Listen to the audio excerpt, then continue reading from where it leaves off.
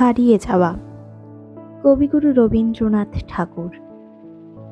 ছোট্ট আমার মেয়ে সঙ্গিনীদের ডাক শুনতে পেয়ে সিঁড়ি দিয়ে নিচের তলায় যাচ্ছিল সে নেমে, অন্ধকারে ভয়ে ভয়ে থেমে থেমে। হাতে ছিল প্রদীপ খানি, আঁচল দিয়ে আড়াল করে চলছিল সাবধানে। আমি ছিলাম ছাতে, তারায় ভরা চৈত্র মাসের রাতে। হঠাৎ মেয়ের কান্না শুনে উঠে দেখতে গেলেম ছুটে।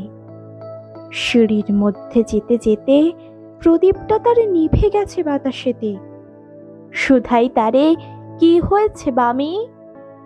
সেই কেঁদে কয়, নিচের থেকে হারিয়ে গেছি আমি।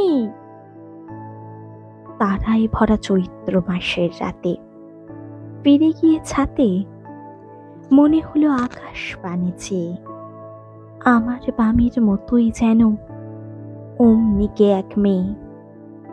নীলাম্বরের আঁচলে খানি ঘিরে দীপ শিখাটি বাঁচিয়ে একা চলছে ধীরে ধীরে। নিপ্ত যদি আলো যদি হঠাৎ যেত থামে, আকাশ ভরে উঠত কেঁদে, হারিয়ে গেছি আমি। নমস্কার।